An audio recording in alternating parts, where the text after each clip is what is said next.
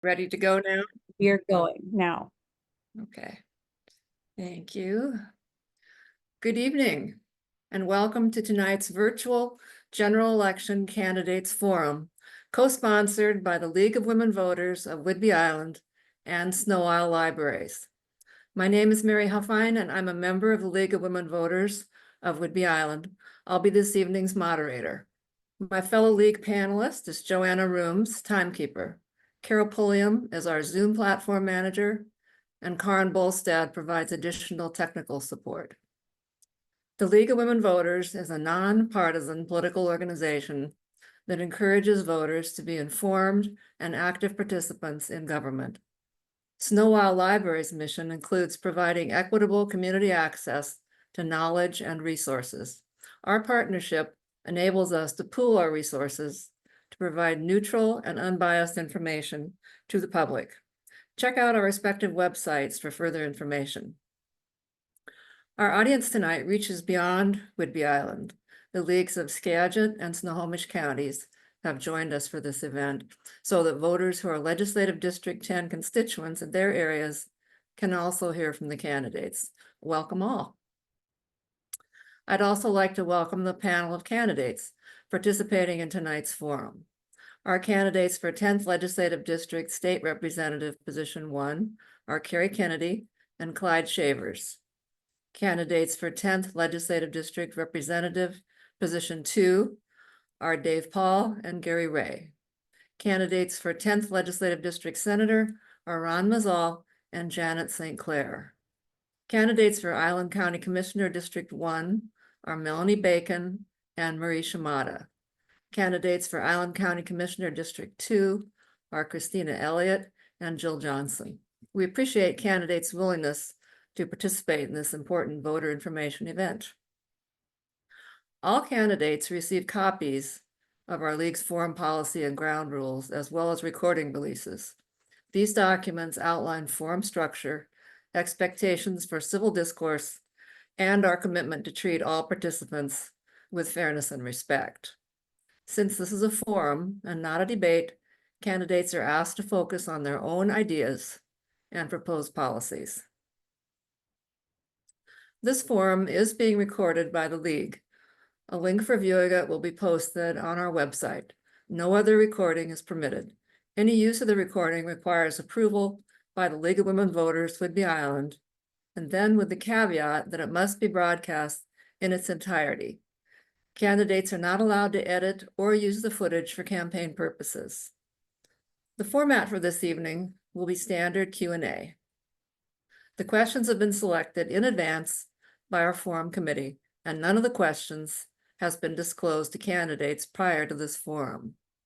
The moderator will pose all questions. Each candidate will have an opportunity to answer all questions. The order of the candidates in respect to questions has been determined in advance by league organizers to ensure a random and fair sequence. The first responder to a question will have 90 seconds to answer. The remaining candidates will have 60 seconds to answer. When each candidate's time is up, the timekeeper will show a red card or say time. Each candidate will have 2 minutes for a closing statement. Tonight's forum will consist of 2 segments. The first will feature 10th Legislative District candidates for state senator and state representative. When those candidates have concluded their closing statements, we'll transition to the second segment with candidates for Island County Commissioner, Districts 1 and 2. Let's begin with the 10th LD candidates.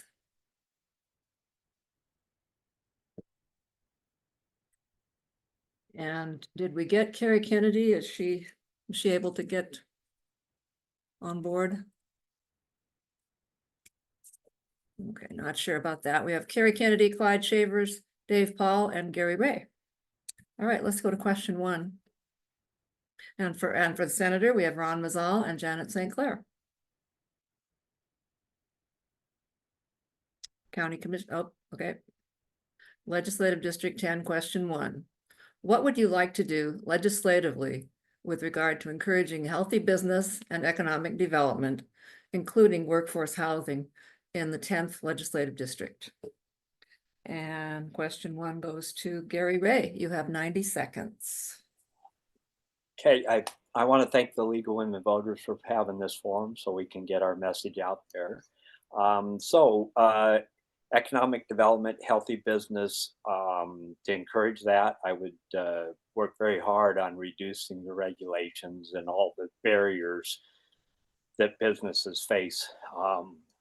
My own experience, I'm a business owner and I've been a customer of government rather than part of the government. And so I've experienced a lot of the struggles that a small business has to endure with all the government things that we have to do. My expertise is I've been part of the housing industry. I'm the immediate past president of the State Builders Association and have been very much involved with housing, including I've just stepped down from being the chairman for Habitat for Humanity. I was on the County Affordable Housing Advisory Board for about a decade. And so therefore know both sides of the issue of housing. And when I hear the word workforce housing, that comes across to me as a subsidized world. We can help both the subsidized world and market rate by reducing regulation, processing things quicker, time is money, and also anything that, the energy codes and all those things that are in place adds very huge costs of both workforce housing and market. Time. Thank you. Next, Dave Paul, you have 60 seconds. Same question. Well, thank you, Marion. Thank you so much to the League of Women Voters and the Snow Owl Libraries for hosting the forum. It's so great to see folks. Really appreciate the question. And for folks who don't know me, I'm Dave Paul, and I serve in the state legislature right now. And I also work at Skagit Valley College. And, my work at the college the college is represented to the Economic Development Council of Island County. It helps inform how I view this issue. So I think it's, in order to have a healthy economic environment, we need to have great infrastructure and better broadband and transportation structure. But we also need to make sure that we've got housing stock and we workforce training and K-12 education system that's outstanding. So working on that holistically in all those areas and working with local business leaders to find out, well, what do we need to emphasize? On the Economic Development Council, we've talked a lot about workforce housing. I'm going to disagree a little bit, or I define that differently than my opponent. That's entry-level housing that folks can afford, that are working families, that can be starter homes and apartments. Thank you. Thank you. Position one, representative candidates. Carrie Kennedy has the question first. Is Carrie there? Not hearing. Okay. Clyde Shavers, 60 seconds. Same question. Thank you so much, and thank you everyone for joining us this evening. So two things. So first is small businesses, or how to improve a more robust business ecosystem. And I think we need to really focus on alleviating the tax burden on our business community. Most recently, a couple of months ago, I was in JBLM, a base near Lacey, working with the military department. The military department right now is focusing on a bill that I'm looking forward to co-sponsoring that provides tax credits for small businesses that employ low income or struggling veterans and active duty military spouses as well. Furthermore, we're working on solutions to try to find the nexus between childcare and our business community. How do we ensure that they're involved in these conversations with tax credits? With workforce housing, it's important for us to look at this in an innovative and new way. And so we're in the process of talking with the Building Codes Council to introduce 3D printing for fast creation of small housing. Thank you. Thank you. Still no Carrie, right? Okay. Senate candidates, Ron Muzall, you have 60 seconds. Same question.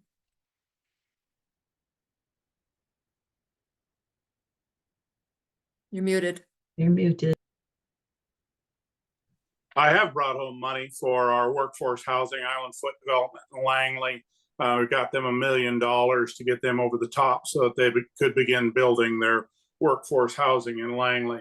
But we do need to take a real hard look at the regulations that hold back development and cost. And part of that is due to regulations. So as we go forward, we've got to ensure housing. We've got to ensure that regulations don't stop business or development that is going to offer that. And I have been a proponent of that in the Senate. And I think that that's an incredibly important portion of what we've got to look at going forward. Thank you. Thank you. Janet St. Clair, same question, and you have 60 seconds. Thank you again for having us join you tonight. We appreciate your effort to have an informed democracy. I'm going to begin with the economic development piece. I sit on the Economic Development Council in Island County, as well as the Community Economic Revitalization Board, which is a state economic board that invests millions of dollars in our local communities. Just recently was out looking at Maverick Marine, where we've created 75 jobs. I think it's important that we make sure that investments come to our local rural communities and decrease the amount of incentives, tax incentives, and money going to big business, and instead invest in the people here. Secondly, I think it's important to strengthen our workforce, including apprenticeship and vocational programs. That we've done that in the broadband sector, where we have been partnering with Snow Isle Tech Center to increase readiness to take advantage of the funding coming into our state and make sure that those are local jobs. Third, I think that we have, as you know, have to address workforce housing, but also childcare. Been in conversations with folks lately about how can we bring those two things together. Thank you. Thank you. Let's go to question 2. Initiative I-2117, repeal of the Climate Commitment Act, which was designed to reduce greenhouse gas emissions, would impact ferry system funding and wildfire prevention, among other things. What elements of the Climate Commitment Act are important to you in maintaining or repealing this act? And this question goes to Clyde Shavers first, 90 seconds. With such a short amount of time, I'll focus on one important facet of this, and that's ferries. Our wonderful seatmate, Representative Dave Paul, is actually the vice chair of the Transportation Committee, and we're collaboratively working on ensuring that how do we build more ferries? How do we ensure that we have a robust workforce? And I think to me, the CCA is critical in ensuring that we have the funding and the resources to ensure we can actually get on and off the island efficiently and quickly. Our office is also working on education. How do we get high school students to be involved and enthusiastic in being part of service to the ferry workforce?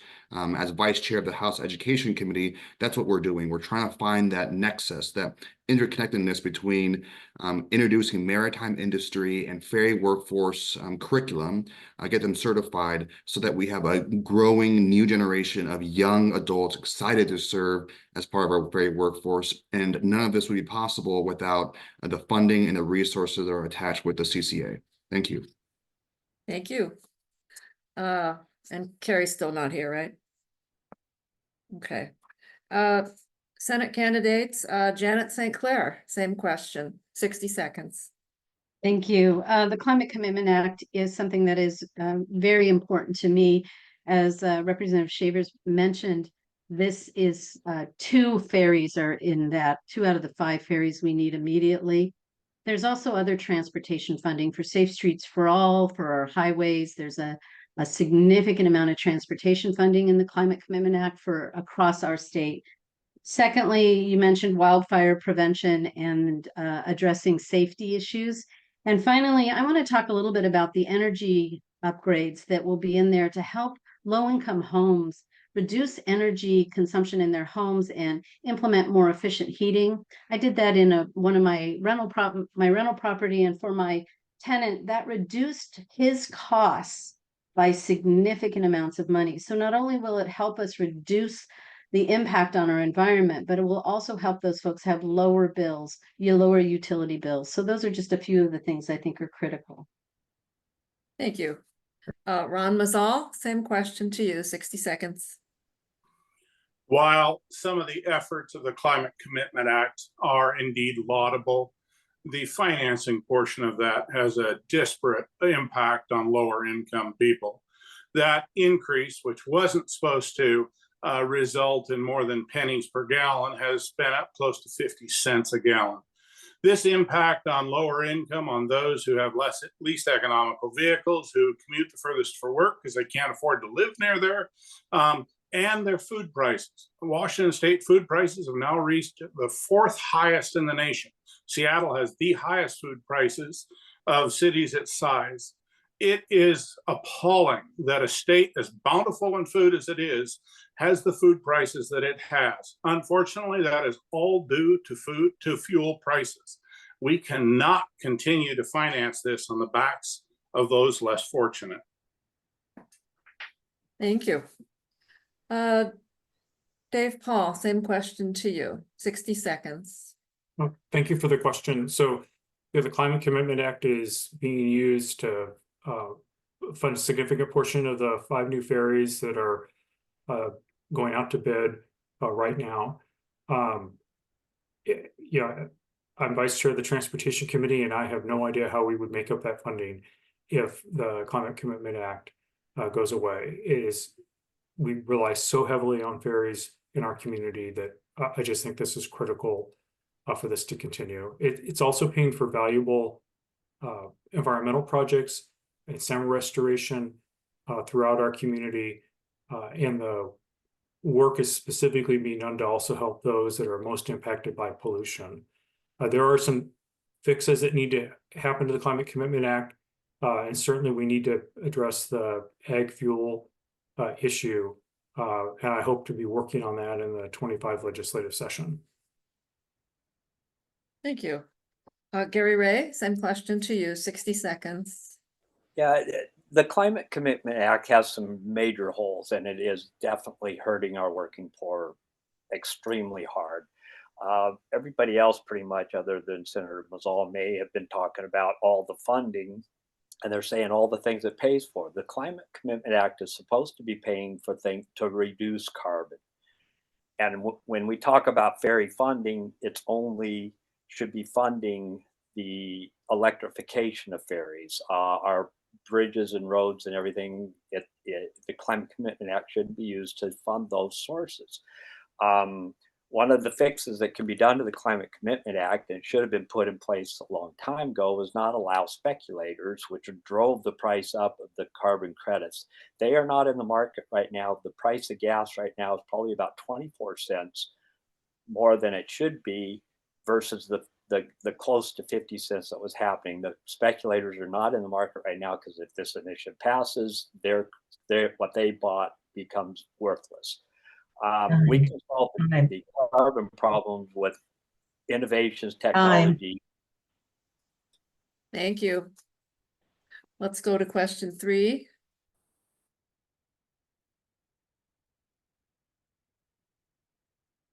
In your view, what more, if anything, can the state legislature tangibly do to help rural community hospitals and county healthcare systems address residents' physical and mental health care and substance abuse needs? This question goes first to Senate candidate Ron Muzall, 90 seconds. Well, the first thing that we can do is to raise our Medicaid rates. Between 70 and 80% of Medicaid patients in rural hospitals are Medicaid patients. And those reimbursements are only a half to 60% of the cost of providing that. And that doesn't take in Medicare, it doesn't take in TRICARE. Our government reimbursement programs for those that are on that are abysmal. And this is one of the reasons that they have to turn around and charge more to private insurance companies. The truth of the matter is, I have brought provisos to help rural hospitals. I have done a number of things working with the Washington State Hospital Association, but until we raise those reimbursement rates, they're going to continue to struggle. Thank you. Janet St. Clair, same question to you. You have 60 seconds. am in 100% agreement with my opponent on raising the Medicaid rates.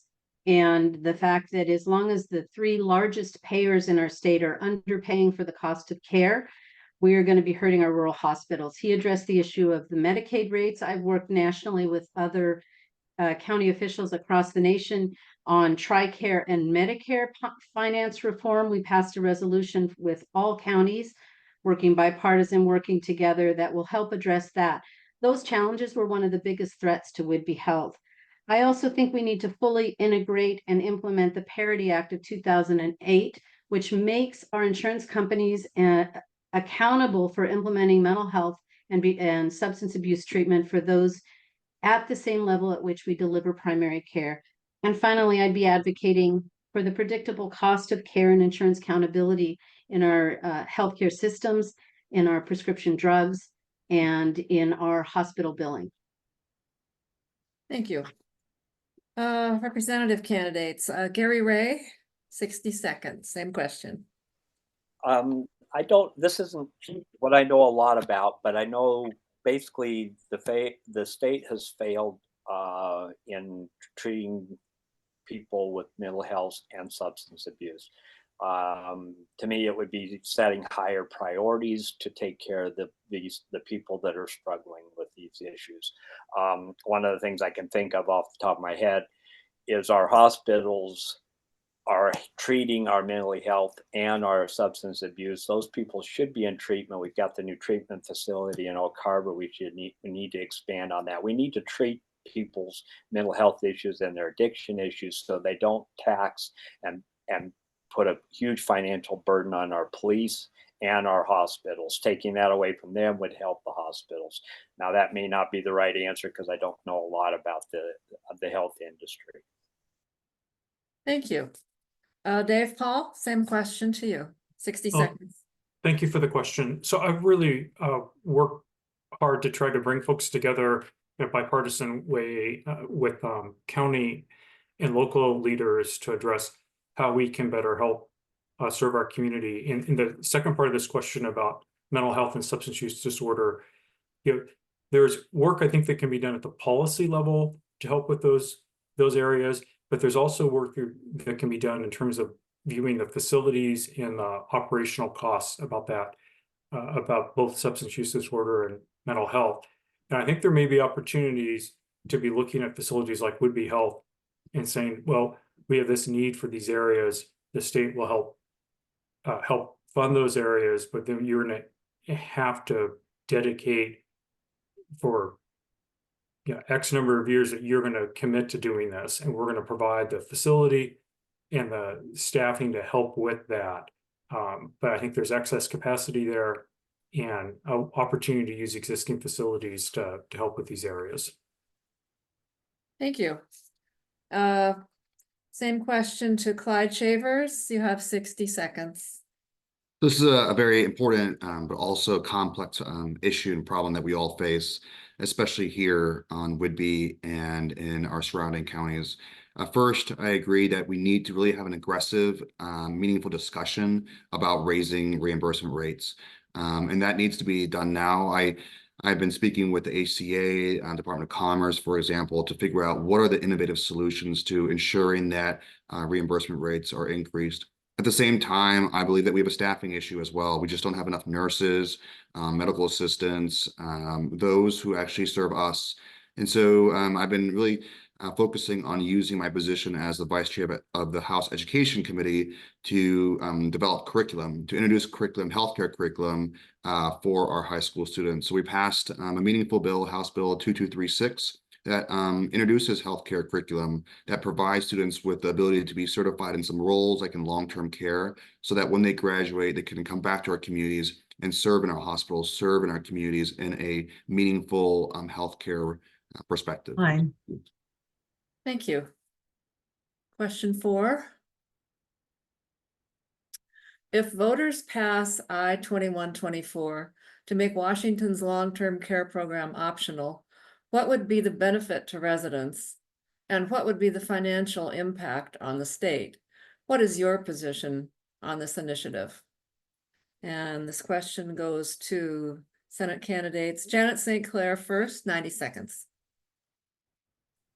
The long-term care program came out of a recommendation, I think, from Alta, which recognizing that with the silver tsunami and the aging of our residents, that we have a pending, if not immediate, crisis in long-term care and the ability to access that care. As many of you know, I'm a caregiver and medical provider for medical. I'm a caregiver for my mother who's 90 years old. And it is so challenging for all of us who have aging parents to try to make sure that we're meeting their needs in a way that protects them and make sure they're safe. Ending it means that we continue to push this problem down the road, making our seniors at risk in the future, and perhaps lowering their quality of life and the care they can receive in the future. I am against passing. I'm a no on Initiative 2124. Thank you. Same question to Ron Muzall, 60 seconds. Well, I was in the legislature when this was passed. There are some inherent issues with that. First off is the $36,500 limit. This would only pay for full-time care for a limited number of months. Secondly, for those older members, we will pay into it but never vest. Secondly, the younger population that pays into this is going to pay in significantly more depending on their income than it would ever have. It also is incredibly unfair to women who are the ones who take time off from work to raise children. If you're out of the job market for 5 years, you have to start off at zero. They talk about the mobility of it, being able to take it out of state. That only works if you're willing to make the effort to pay into it while you're out. So that becomes an individual's responsibility. There are many issues with this. We provided some alternatives. None of them were accepted. What we have is a very unfair program. Thank you. Representative candidates, the question goes next to Gary Wray, 60 seconds. Yeah, first of all, the initiative makes it optional. So that's freedom of choice. We as citizens can choose to be part of the program or not. I understand that the funding mechanism would collapse, probably very likely would. But right now, it's got a lot of holes in it. As Senator Muzall pointed out, you leave the program for 5 years, you got to revet.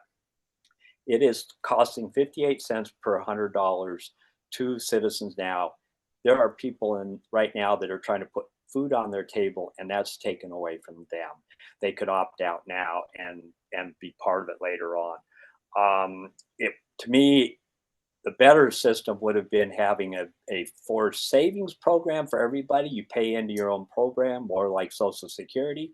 And then when you get to retirement or you need that funding later on in life, you could use it for whatever personally works for you. I think the system was set up and it was very much driven by SEIU, and it benefits SEIU more than the citizens. Time. Thank you. Same question, Dave Paul, 60 seconds. Thank you, Mary. So I was in the legislature when this was first proposed, and I really spent a lot of time talking to constituents and listening to hear what they had to say, and I voted for it. People want to have resources to be able to age in place. I heard that over and over again from constituents.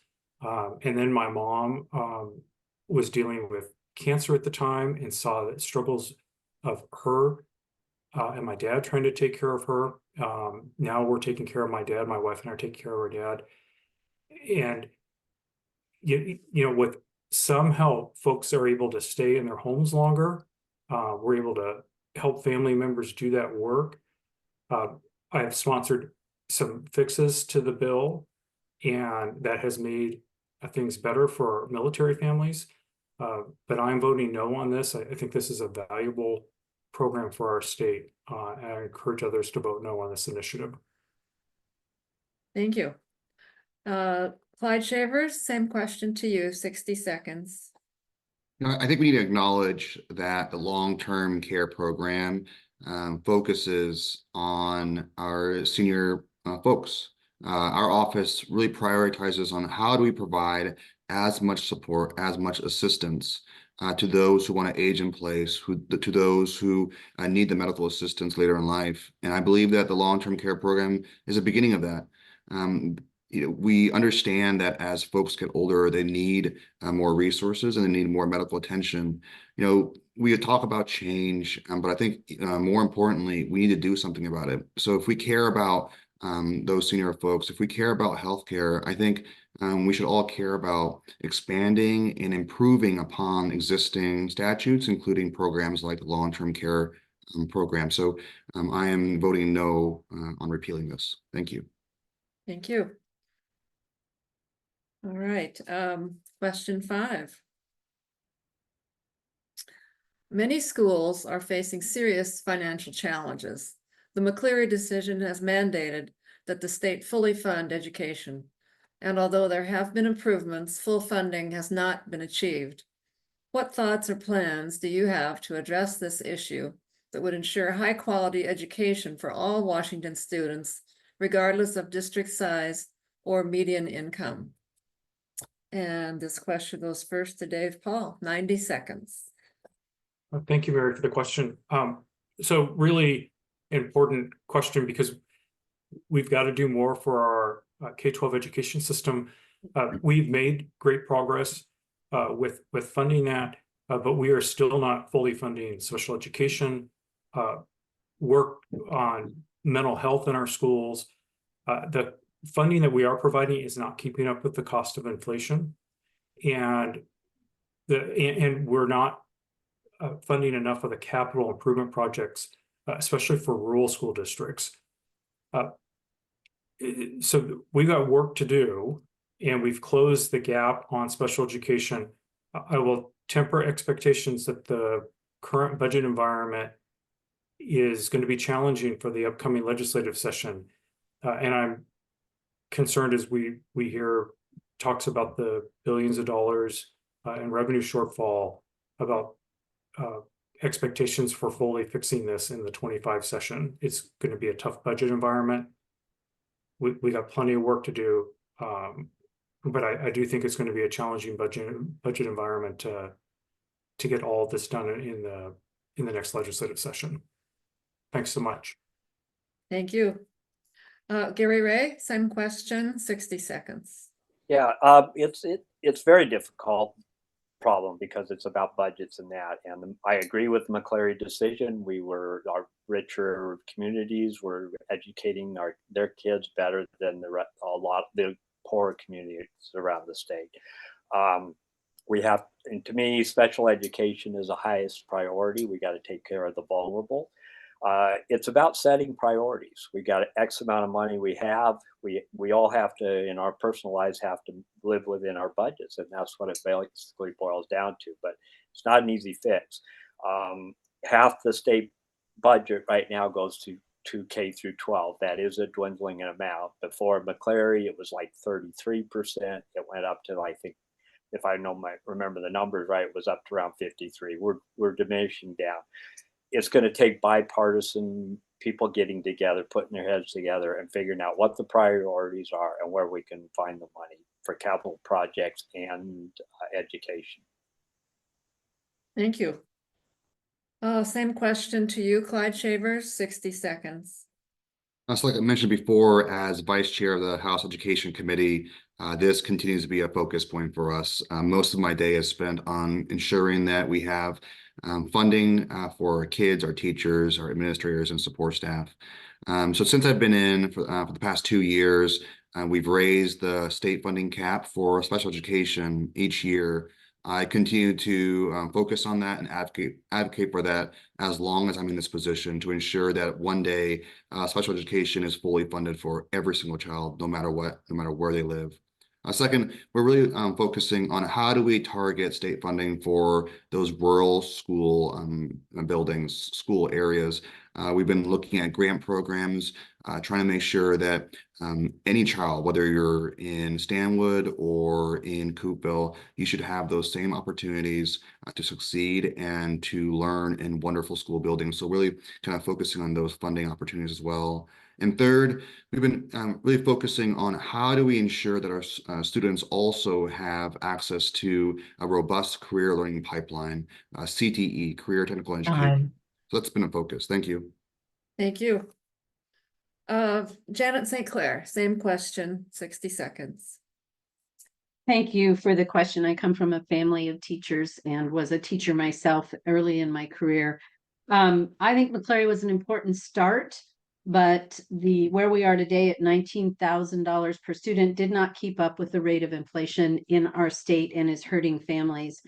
I was there at McCleary when, as a budget advocate, and it was a challenging time. And I agree with Dave Paul, we're going to have to take a long view of this. It's going to take us a while to try to find that balance, but I understand the need to balance choices between the other things we have to invest in and the importance of education. One way to do that is to address regionalization in the funding algorithms, which hurts rural schools.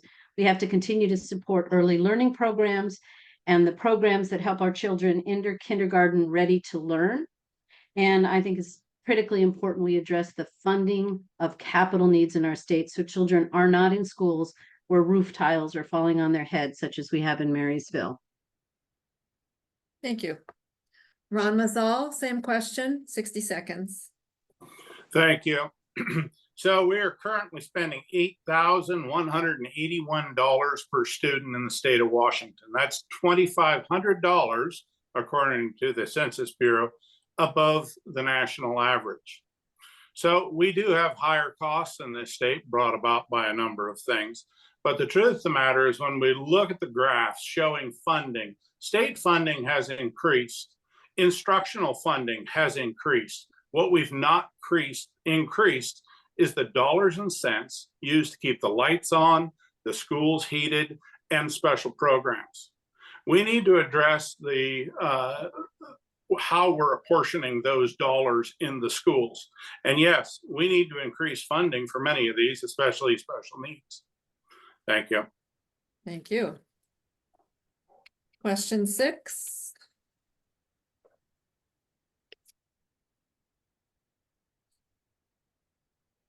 How would you work in the legislature to support childcare providers with a living wage and ensure families can find and afford quality childcare?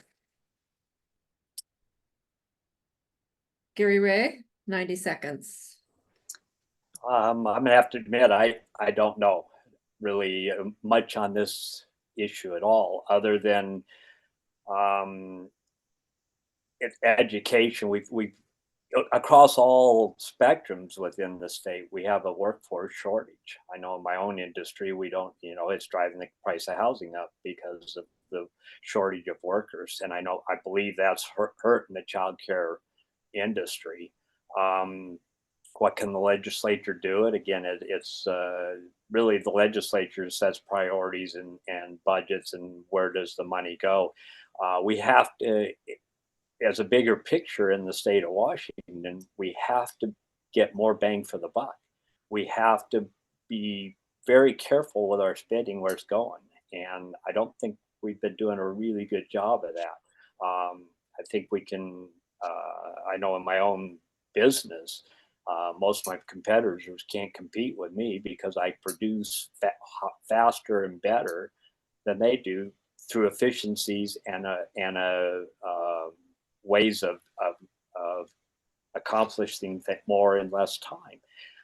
Government needs to do the same thing. Government needs to go with an attitude of business, not of, well, we'll just tax the taxpayers more.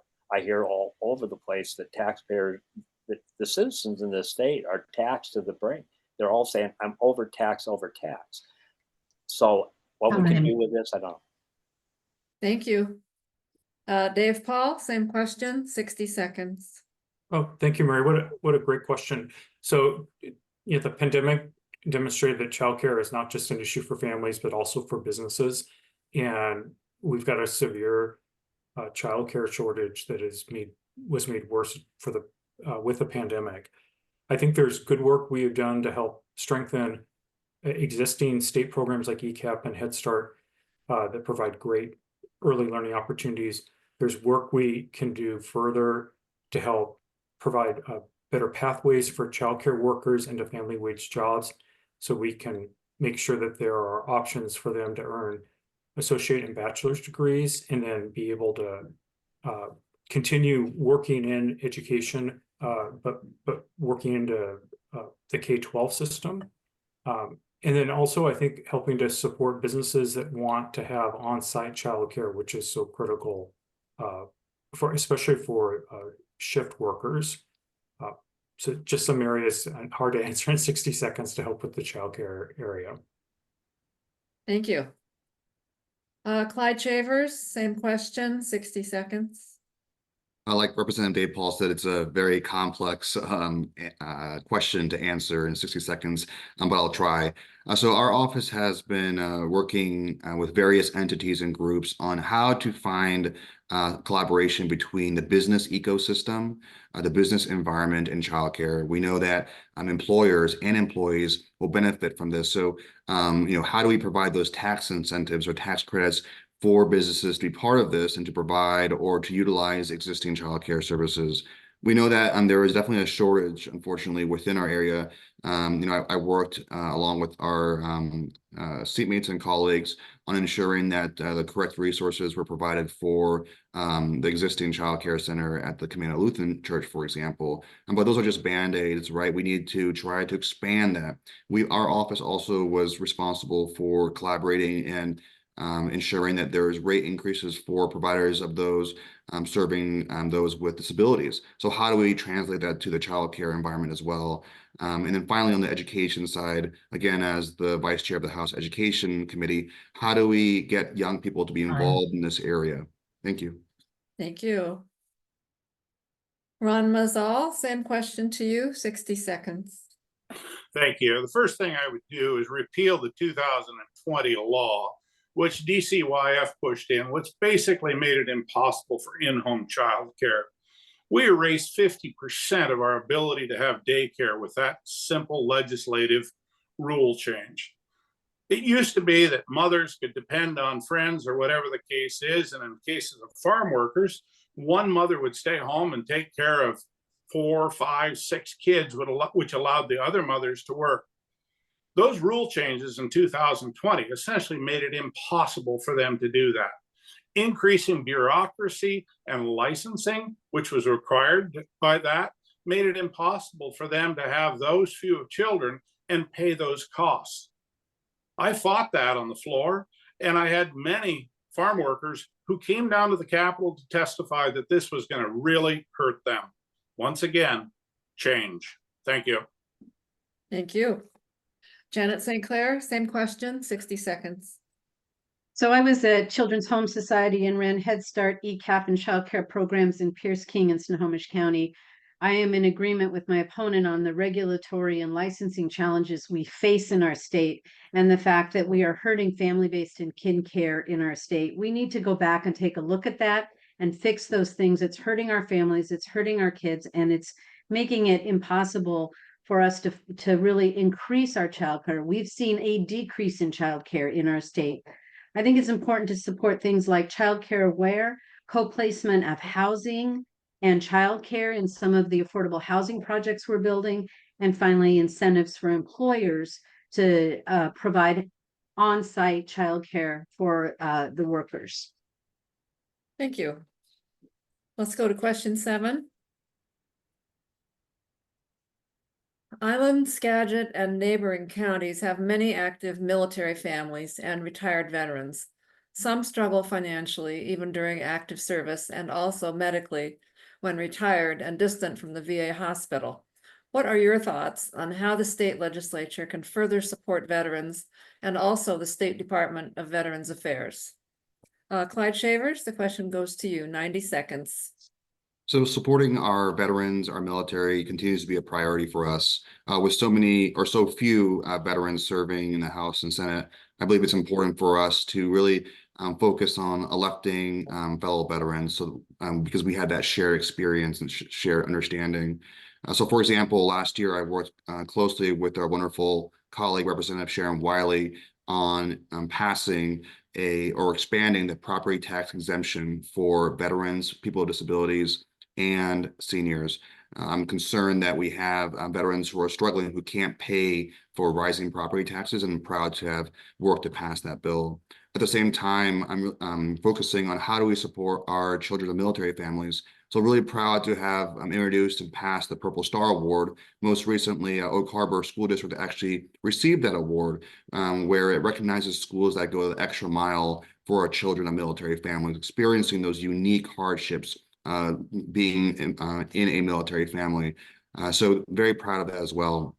Currently, right now, we are, like I mentioned before, working on bills that provide tax incentives for businesses to hire veterans and active duty spouses. I think it's important because I believe that no veteran should ever face homelessness or even be close to facing homelessness. So we should provide as many resources as possible to them as well. And in terms of the affordable housing aspect, I believe that every affordable housing project that's funded by the state should also prioritize certain elements or certain aspects or certain units, certain percentages for our veterans as well. I believe that every veteran should have access to affordable housing. Thank you. Thank you.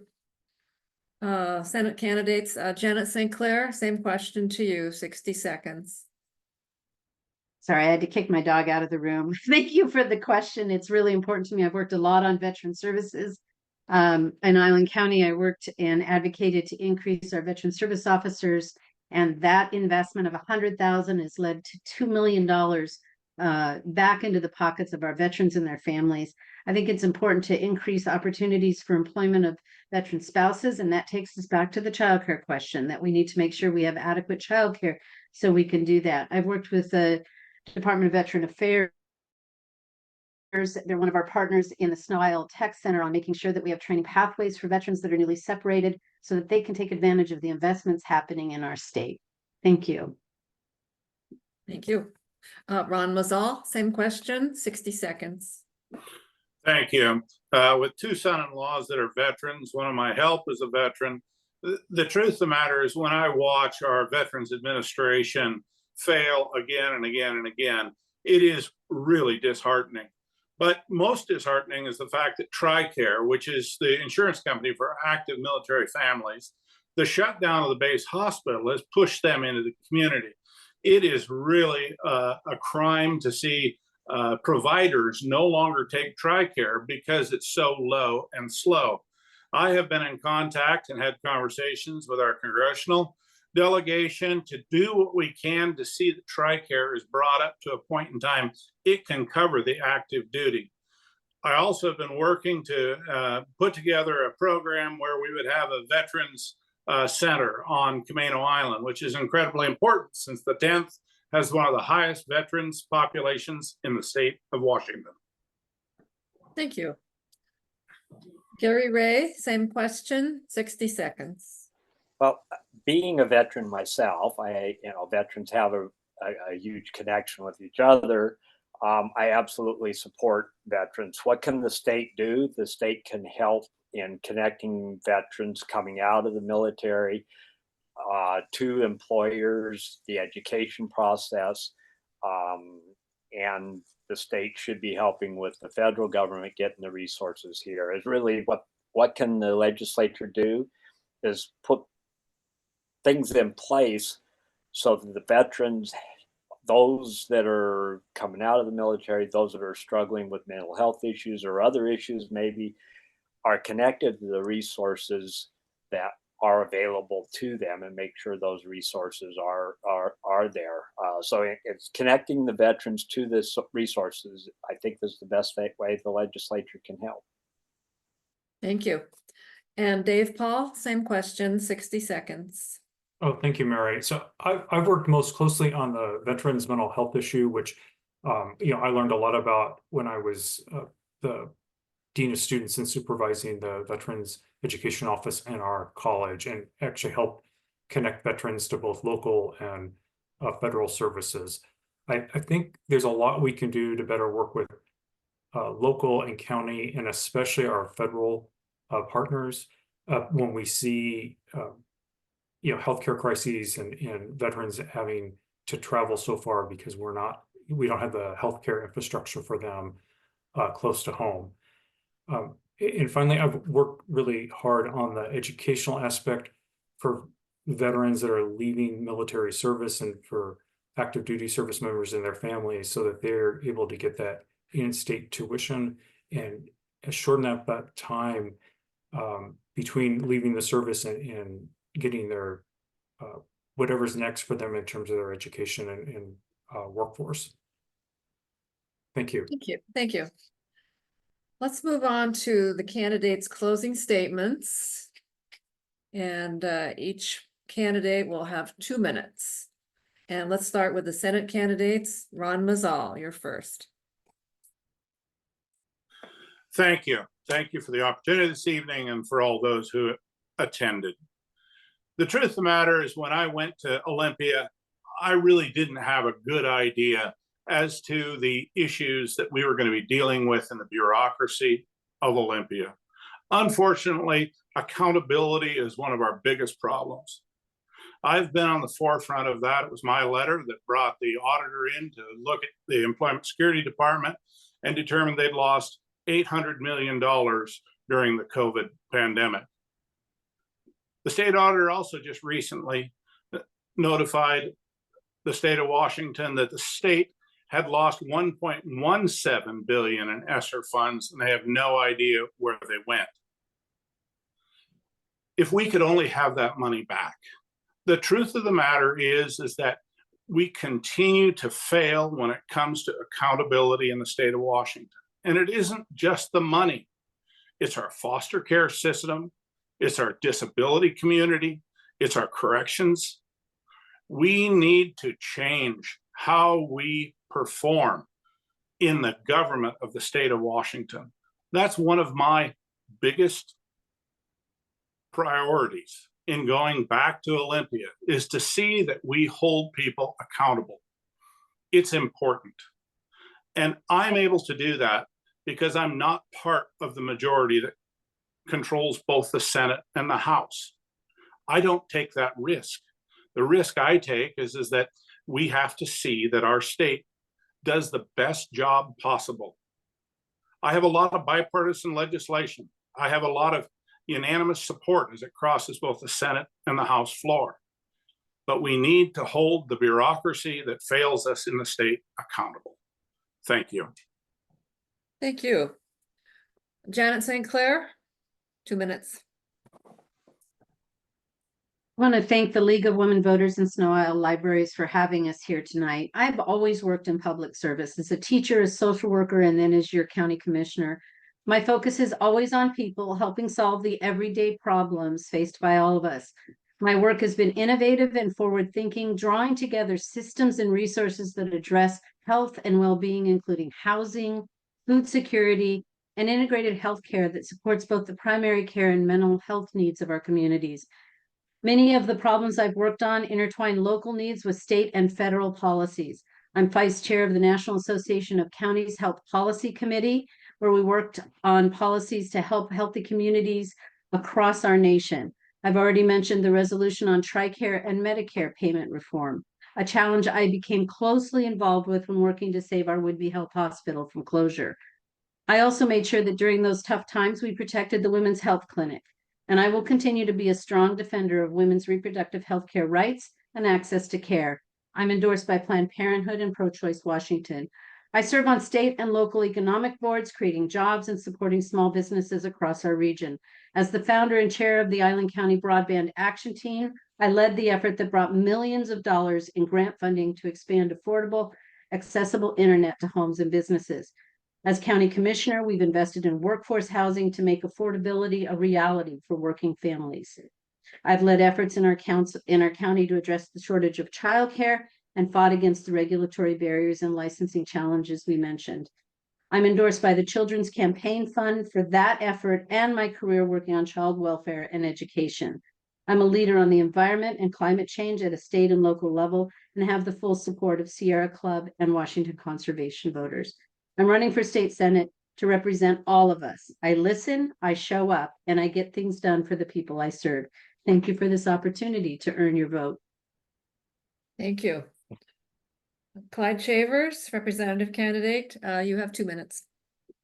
I just want to start by saying thank you everyone for being here this evening. Thank you for being part of our political process. Serving as your state representative these past 2 years has been the greatest honor of my life. It's been so meaningful being able to share stories, to sit down with you all, to be able to understand your concerns and bring them to Olympia. You know, every vote I take, every policy I write, every time I stand on the House floor, I understand the sacrifices, the concerns, the stories that you have. And my job will and always will be to ensure that your voice is the loudest in Olympia. Campaigning is exhausting. It's extremely emotional, and it requires significant personal and professional sacrifice. But I think it's supposed to be like this. It's supposed to ensure that those who want to run, those who want to serve, understand how much is behind every vote. Because every policy we pass, every bill, every law we make truly changes lives, changes your life and mine. So I really appreciate, truly appreciate you giving me the opportunity to serve you. We passed 7 bills these past 2 years and co-sponsored more than 30.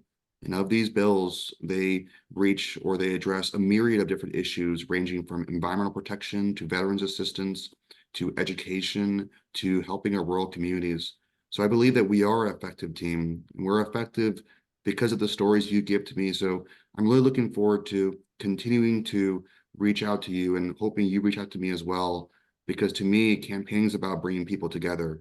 And I really appreciate you being here and appreciate being able to serve you. Thank you. Thank you. Position 2, Dave Paul, 2 minutes. Oh, thank you, Mary, and thank you to the League of Women Voters and the Snow Isle Libraries for hosting the forum. It's so good to see everybody. Miss the face-to-face days, but also appreciate the opportunity to talk to folks across the district in one opportunity online.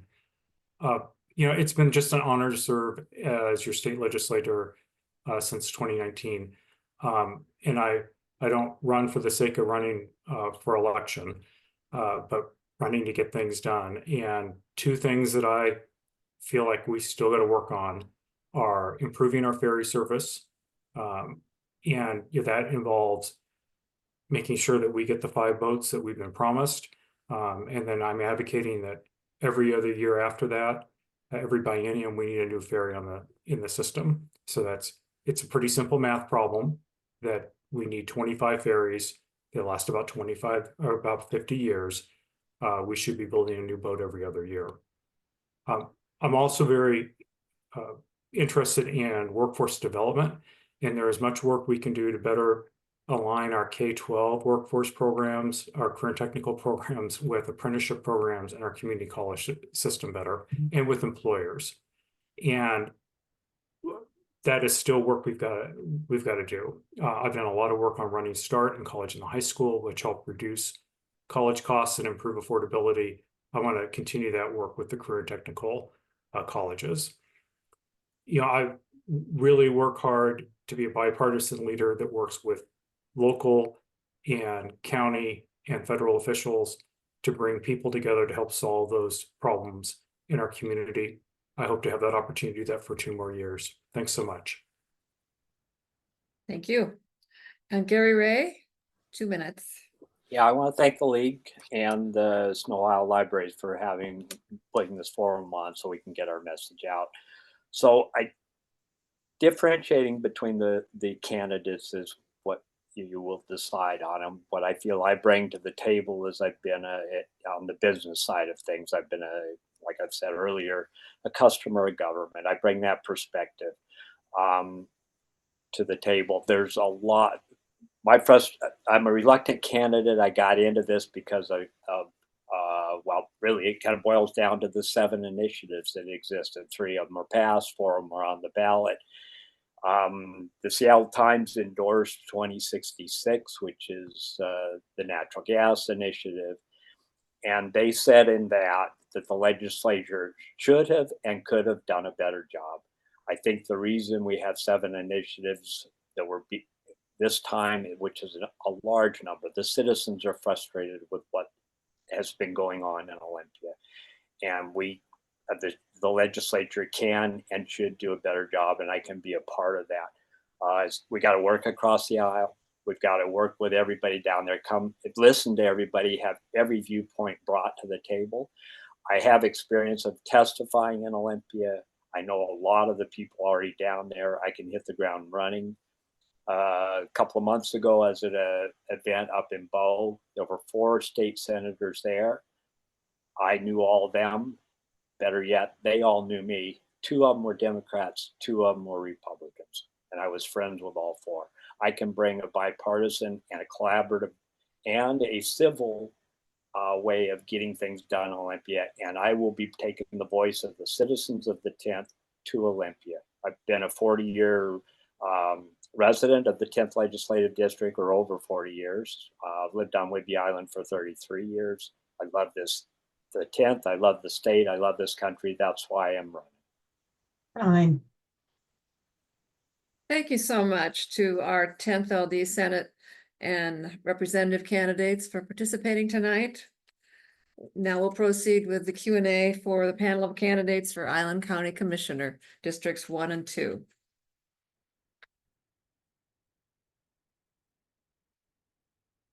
And we have Melanie Bacon, Marie Shimada, Christina Elliot, and Jill Johnson for the 2 positions. Question 1. Recent resignations and controversy have called attention to the Trust Board of Eby's Landing National Historic Reserve. How do you see the role of Island County Commissioners with regard to selection of Trust Board personnel and activities? And the question goes first to Marie Shimada, 90 seconds. Thank you so much, Mary. Great question. I have more experience in this than anybody else. I was the reserve manager for 2.5 years. I have experience working hands-on with the trust board. I would have loved to have seen a partner from Island County who had actually fully read and understood the agreements that had been made in 1988 when the trust board was formed.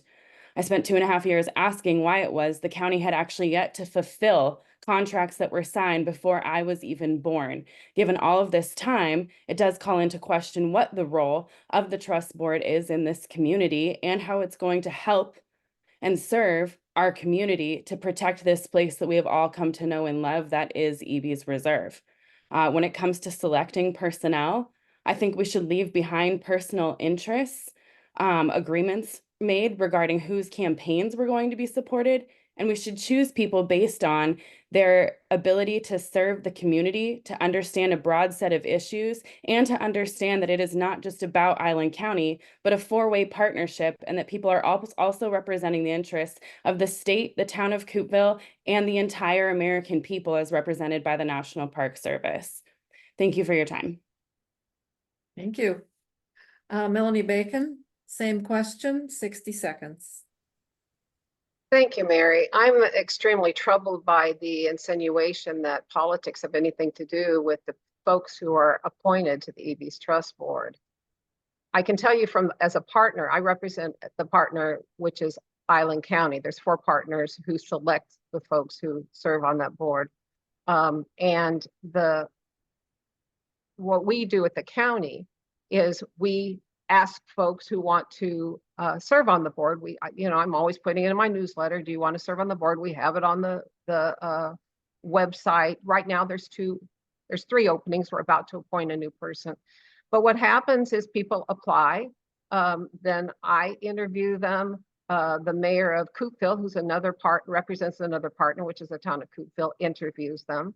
And then if the mayor and I think that this person's going to be a good contributor, then the Board of Island County Commissioners makes the decision about who to appoint to Eby's Trust Board. We recognize the importance of this. We love Eby's. Eby's is so important, and it is important to have folks on the trust board who represent. Fine.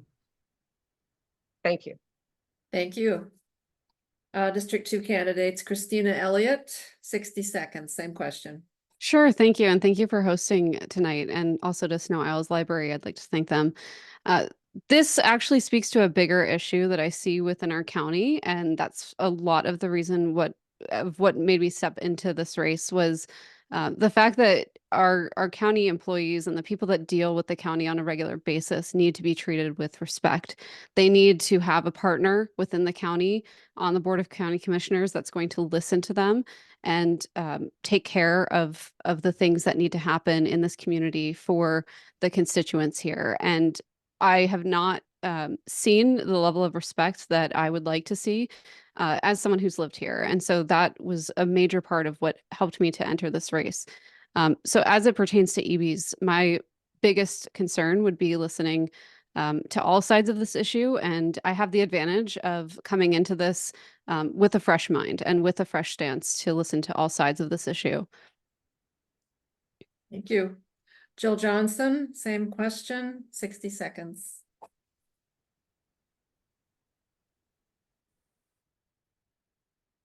Jill, are you there? Are you muted? Muted.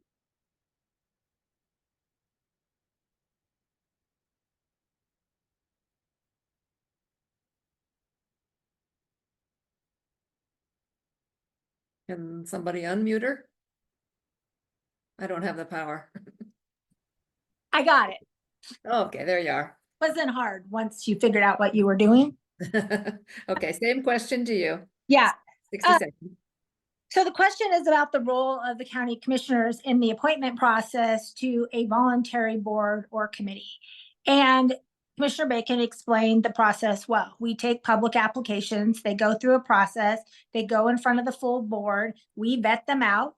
And typically, in the situation of EBs, and in most cases where there's an appointment that represents a specific district, we defer to the commissioner from that district. So for example, if they don't like my planning commissioner choice, really, there is kind of a mutual agreement and respect and understanding that you support the choice of the commissioner from that district, so that it's not a politicized process where I can't put voices on the planning commission, for example, that may not align with my colleagues' voices. So there's this kind of respect element that we show one another. If this is the choice being brought forward from that commissioner from that district, then that is what the board supports. That is the same practice we use in all appointments. So I hear the, I just don't understand the drama. Thank you. We go to question 2. Sea level rise and population growth in Island County brings concerns about seawater intrusion in aquifers. What solutions would you work toward to alleviate this problem? And the question goes to Christina Elliot first. You have 90 seconds. Yeah, so this is something I've been following quite closely with a lot of local nonprofits that I won't name, but I'm sure everybody that's watching knows the two that I am talking about. And so sea level rise is a major issue on our shoreline properties and inland for those that are depending on our sole source aquifer. This is something that we actually address as a county through our public health department. They have shore-friendly awareness programs and such.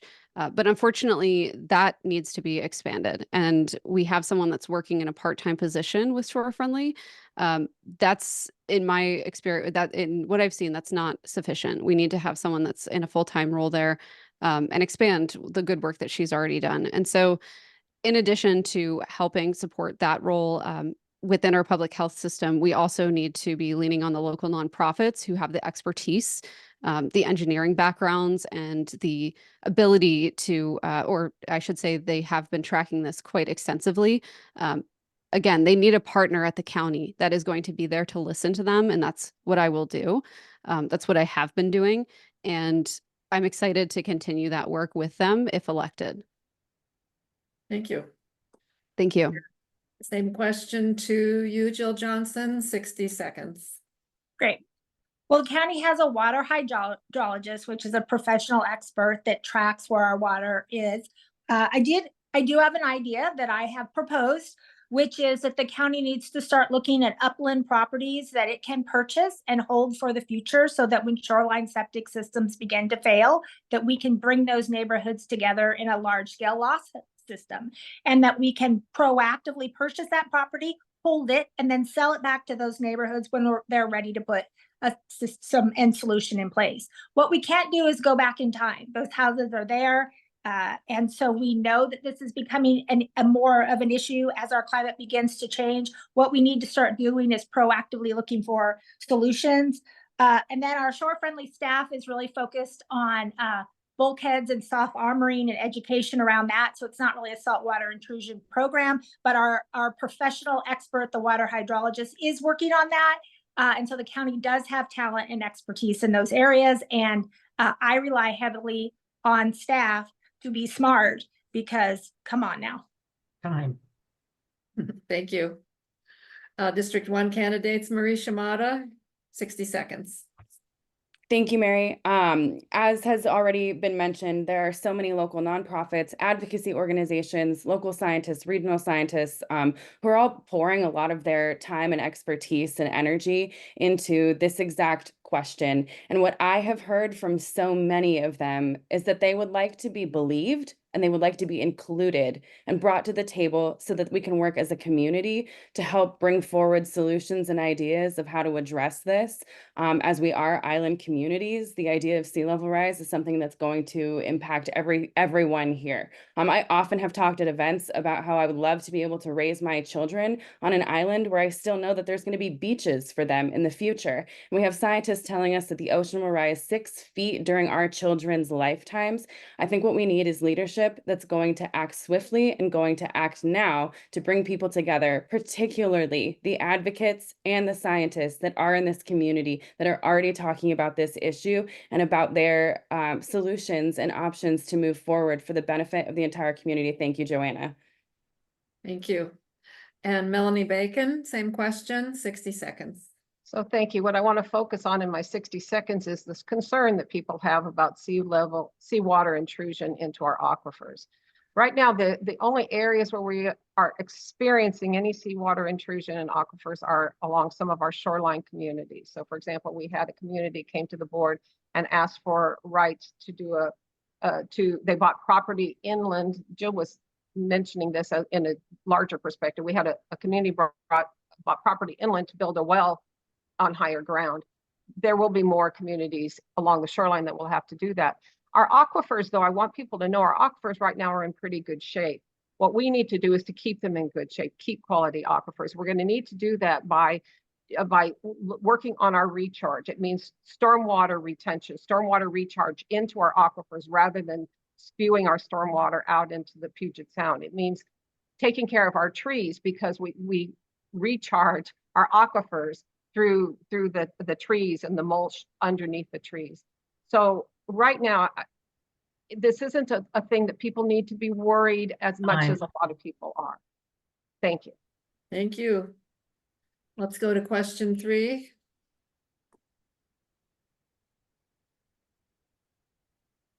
As the county's updated comprehensive plan comes together, what do you feel are the most important issues or components on which to focus improvement?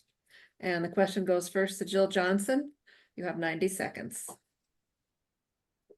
Great. There's a lot of elements in the comprehensive plan that are significant. I think one of the biggest ones, and it's not the one that we talk about the most. We talk a lot about housing. Where do we put housing? We talk a lot about environmental protection. What do we protect and where do we protect?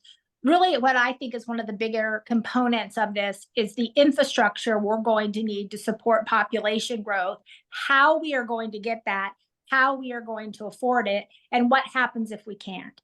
And so that utilities element, the transportation element, those components of that comprehensive plan that are less about policy and more about the actual investments and implementation of things in that comprehensive plan, I think that actually carries a lot more significance than we're talking about. Obviously, the policy conversations bring up community concerns. We're all concerned about housing. We need to figure out our wildlife corridors. We want to protect environmental resources. Aquifer recharge is important. But then again, when you're talking about growing your population this much, where are your sewers or septics going to be? How do you support that? What types of wells? Do we have enough community centers? Where do we place more cemeteries. I mean, just basic conversations that come with population growth and the infrastructure investments that are required. I think those conversations really need to be a larger part of the comprehensive plan. And I actually think it's one of the most significant elements. Thank you. Same question to Christina Elliott, 60 seconds. Yeah, well, part of the comp plan improvements that we're talking about here, as far as environment goes, we need to have set rules and policies in place and actually follow them and apply that across the board so that it isn't favorable to certain dwellings or properties and it's not to others. So the other thing that's important here is as we are thinking about housing, as we're thinking about growing for the next 25 years, I agree with Jill on the infrastructure improvements and paying attention to that. And I also think that there's a lot of work to be done looking at upzoning and looking at greater housing density in our urban growth areas, particularly in Oak Harbor. I haven't been shy about mentioning that, and I still believe in that. So if we could bring more housing to the areas where we have the greatest concentration of our workforce for NAS Whidbey and for Whidbey Health, that's going to be the most important thing that we focus on as we plan for the next 25 years, where some of us won't even be retirement age yet. So we'll still be working through this. So those are some of the things I'd like to see, as well as, sorry, I can't see the card. Okay, thanks. Thank you. District 1 candidates, Melanie Bacon, 60 seconds, same question. Yeah, thank you. First of all, the climate element, which is going to be a new element in the comprehensive plan. It kind of addresses a little bit your question too. Sea level rise will be addressed in the climate element, but the water recharge we're going to be addressing in the climate element as well as some other elements. The Board of County Commissioners passed a climate resiliency resolution a couple of years ago, which is informing our comprehensive plan. Being really attentive to the impacts of climate is very, very important, and that element is an integral part of the comprehensive plan. Also, the housing element is really important because, and it follows along with the climate element to a great degree. We had these meetings where we listened to what the citizens said was important to them about the comprehensive plan. And we heard that it was important to citizens to maintain our forests and our watersheds and our open spaces and so on. And so we're going to be focusing in the comprehensive plan, we're going to be focusing our housing to make our dense areas even more dense while we protect those areas of our environment that are so important to the people who live here.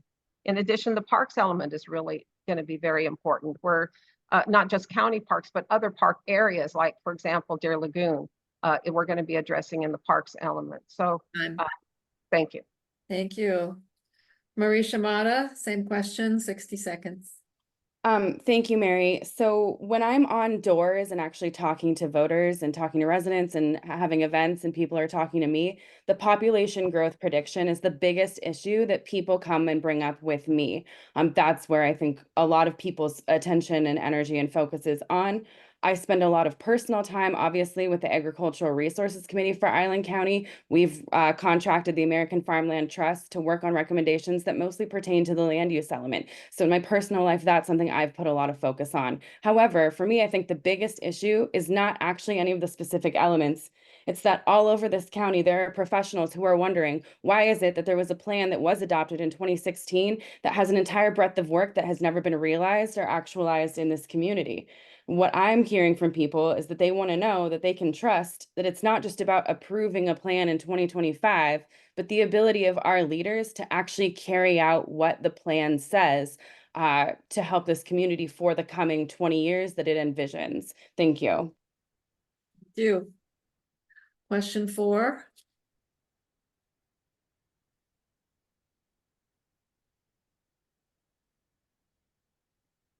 Camino and Whidbey's seasonal tourism economy and sometimes empty rental houses exacerbate year-round housing needs of our residents and workers. What thoughts do you have on how to effectively address seasonal versus permanent workforce housing? This question goes first to Melanie Bacon, 90 seconds. Yeah, thank you. That's a really difficult one. What we found, of course, during COVID was all of these people and companies came in and just scooped up all of our open our houses when they came for sale, and then they turned them into rental units, short-term rental units. And so people don't have homes to rent, whether they're seasonal workers, for example, we do have seasonal workers, or whether they're permanent citizens, they don't have homes to rent. So one of the things we're looking at in the comprehensive plan is, for example, short-term rentals. We're looking at increasing accessory dwelling units. We're looking at how we can encourage the creation of other kinds of smaller housing, like duplexes and triplexes and fourplexes. We're looking at how we can increase the number of apartment complexes we have in the county. All of these are things that we are addressing in the comprehensive plan. It's really going to be a very exciting document, and I'm looking forward to being part of that next year. Thank you. Thank you. Same question, Marie Shimada, 60 seconds. Thank you, Mary. First of all, right, I think a lot of people are worried about over-regulation of short-term rentals, and I always flip that on people and talk about how about we find ways to incentivize long-term rentals so we're not over-regulating our local population. Are there credit programs that would incentivize landlords to convert their short-term rentals into long-term rentals so that the workforce does have housing options here? Additionally, I think we need to be really, really creative and thoughtful in how we're able to support RVs, trailers, and tiny home options. So if the workforce wants diversity in housing options, they can do that in a way that is both safe and legal and has minimal impact to our natural resources on our islands. I think as my opponent just said, there needs to be diversity in the types of housing. What I'm hearing from builders is not that they're being told, go make diversity in the housing types. It's when they come with a creative solution, like my fiance, who has experience working on cottage projects, when they're given too many stipulations by the county that then would make the project too expensive and not feasible to do, they have to walk away from that. Thank you, Joanna. Thank you. District 2 candidates, Jill Johnson, same question, 60 seconds. I mean, we have about 4,500 second homes and VRBOs in Island County. We know that from the census count.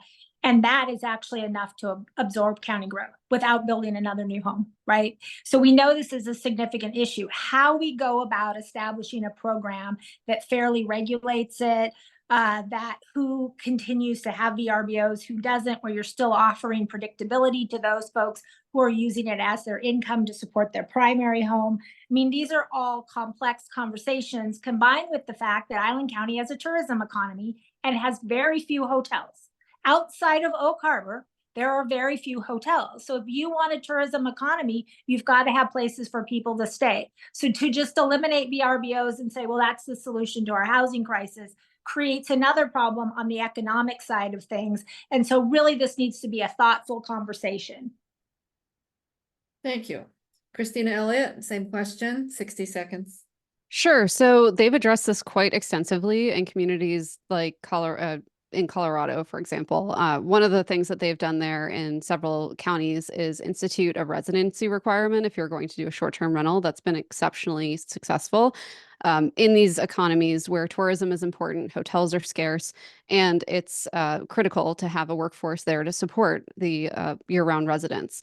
Another interesting and innovative solution that could be a solution here, I think the residency requirement would be something to pursue first, but if we needed to, if the situation got dire enough, you could pursue something like Summit County in Colorado has done with a short-term rental permit.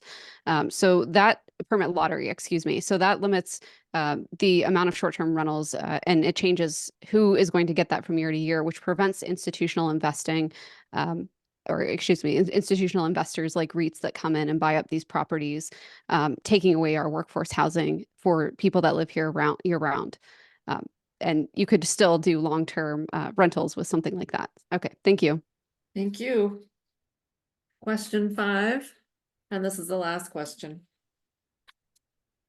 Island County Commissioners hold 3 out of 7 positions on the Board of Island Transit, and thus are deeply involved in the Transit Development Plan.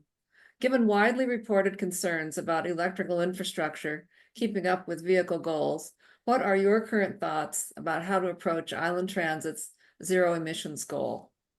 And the question goes first to Jill Johnson, 90 seconds. Well, I just got on the board this year. But my thought is that first and foremost, Island Transit's responsibility is to provide a way for people to commute without using their cars. So first of all, I'm focused on routes and level of service. Secondarily, I'm focused on the zero emission goal, especially when we don't have the infrastructure to support that. Right now, the buses don't travel far enough without charging within the routes. So the electric buses they're not working. We don't have the infrastructure at Island Transit, according to Puget Sound Energy, to have enough power coming in to charge those buses.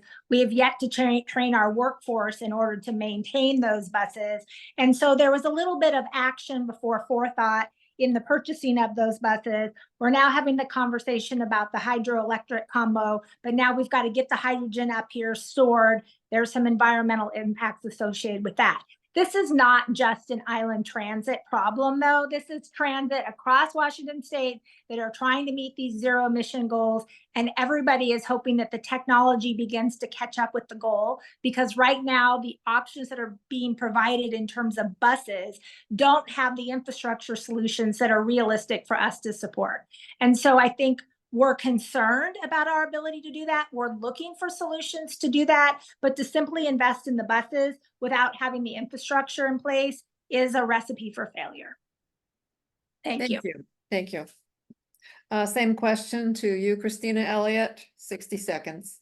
Sure. I say let's think about this a little bit more creatively. There's other ways to have zero emissions than hydroelectric buses. I'm glad we got the grant for it, glad we're pursuing it. But in the meantime, we could also have safer roadways with pathways, bicycle lanes, things like that, that are zero emissions already. Make that available for our commuters that don't have or can't afford cars. So those are improvements that could be happening. In fact, they have been on the table before with the Board of County Commissioners, and that funding was rejected and given back to the state. So those are the types of things that we have available to us right now. The technology is not an issue, but the proactive approach to it and the wherewithal to make sure this happens hasn't been there. It's something I'm really passionate about, is making sure that we do have alternative means, not just to ride our transit, but also to access it, to make it easier for people to get there, other than just walking if they're in a motorized wheelchair or with an e-bike or whatever means they want to use to supplement our transit throughout the county. And I have made a commitment to ride county transit to work if I do become an Island County Commissioner. Thank you. Thank you. Same question, District 1 candidates, Marie Shimada, 60 seconds. Thank you, Mary. Again, I'm going to riff off of everything that's already been said, because I think both Jill and Christina actually brought up incredibly good points. There's stuff beyond buses that help us overall reach zero emissions goals. And as Jill pointed out, we really need a thoughtful approach to address that. It's a great idea to have a zero emissions goal, but if the buses themselves are a part of the problem, it means we need to bring creativity to the table, bring other leaders and stakeholders to the table. I talk a lot about my overall dream for our islands, where people could come here without a car because they could take a train and then a ferry and then a bus. But if the buses are going to be just as impactful or problematic as other conversations that we're having around transit, we need really thoughtful approaches to that, really collaborative leadership. We need a board of Island County Commissioners that can work with the other people that are on the transit board to talk about what that vision is going to look like for leadership among transit itself. But what does that look like in our community? And what can we support in the meantime to help achieve zero emissions goals, such as bike lanes and trails and other modes of transportation that help get people. So thanks, Joanna. I'm out of time. Thank you. Same question to Melanie Bacon, 60 seconds. Thank you. So Jill and I both serve on the Island Transit Board, and she expressed the feelings of the board quite well. What we have happening right now is we need to be focusing at Island Transit really on service. We don't have enough bus drivers. We don't have enough routes. We have a lot of inconsistencies. Sometimes people don't get picked up. So we really need to be, and what we plan to do in 2025 is really focusing on serving our customers while we wait for the infrastructure to be developed so that we can move forward with our very important plans for zero emissions. Citizens might be wondering, why don't you just do electric buses? The problem is that the routes that Island Transit runs are so long and there aren't electric buses for that would serve our community. Some communities can do electric buses. We just can't because of our routes being so long. So we are absolutely committed to the zero emission goals. We recognize that the infrastructure isn't there yet. We're going to probably move to hydroelectric first and then hydrogen buses. But in the meantime, we just really want to focus on our service. Thank you. Let's move on to the closing statements, and we'll go alphabetical order by position. 2 minutes each. District 1, Melanie Bacon.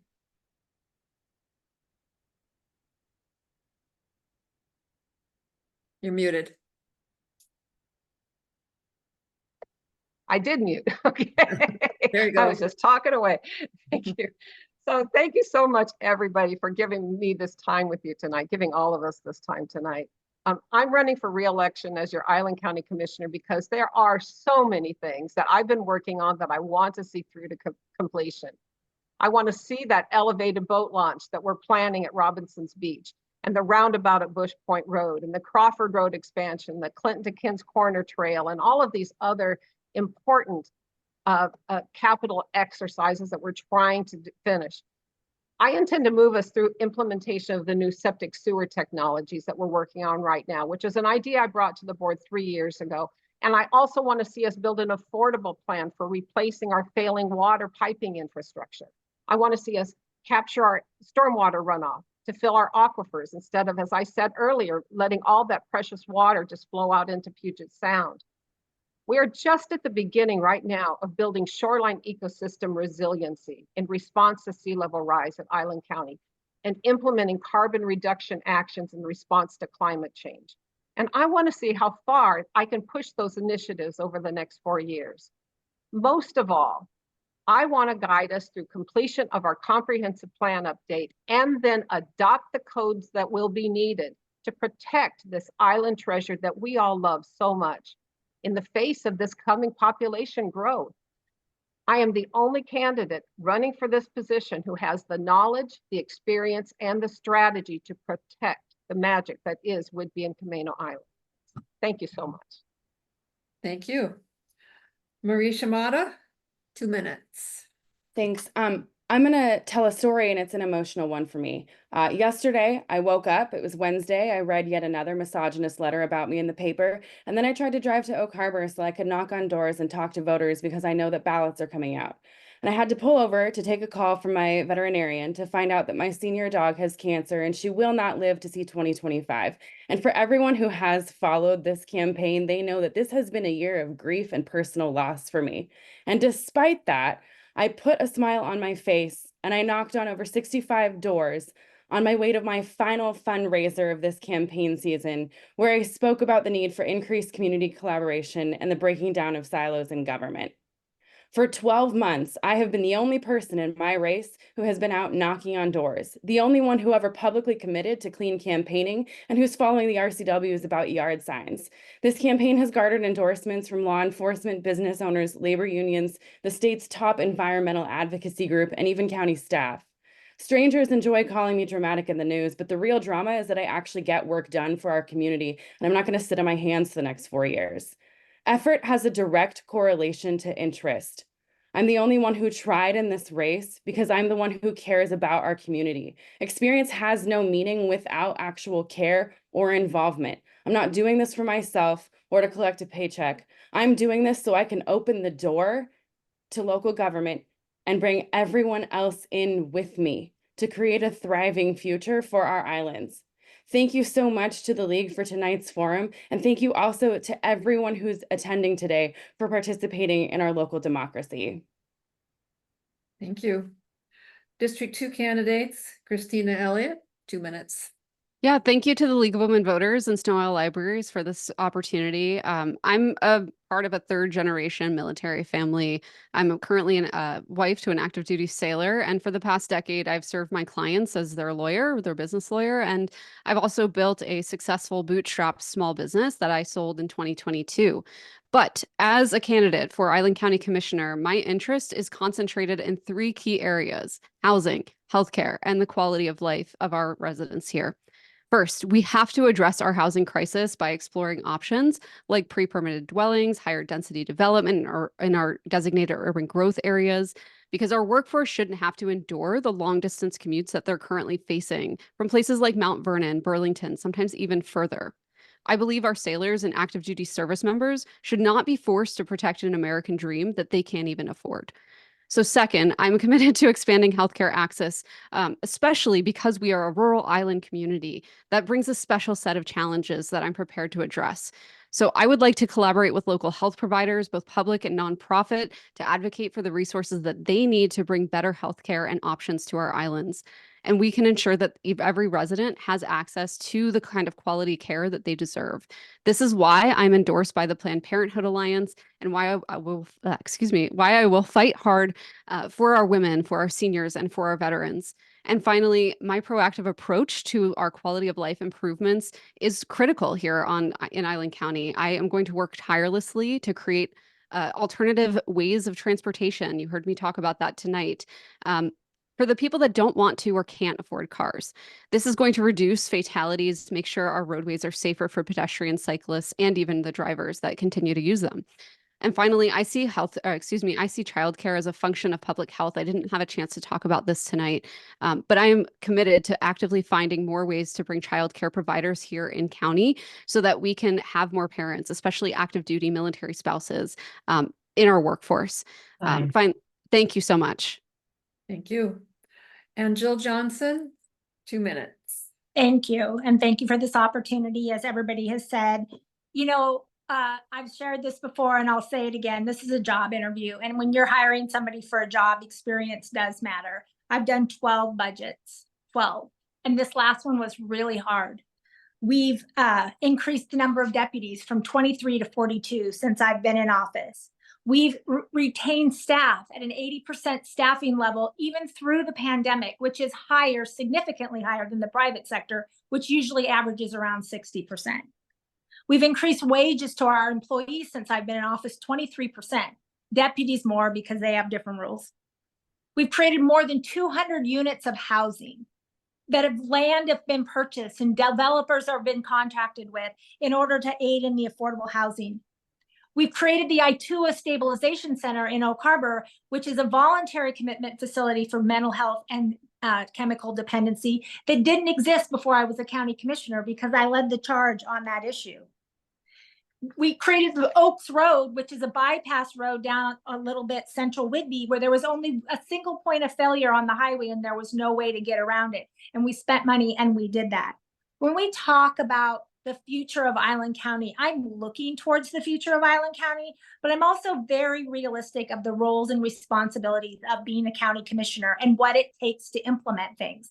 And I think the best indicator of success is what somebody has done.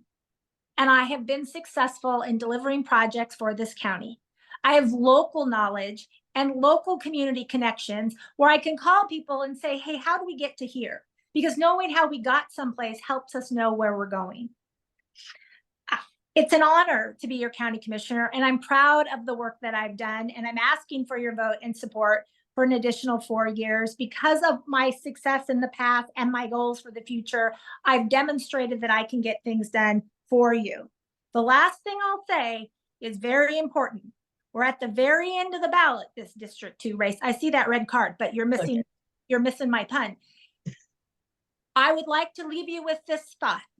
Your ballot is not done until you vote for Jill Johnson. On that, I will conclude. Thank you.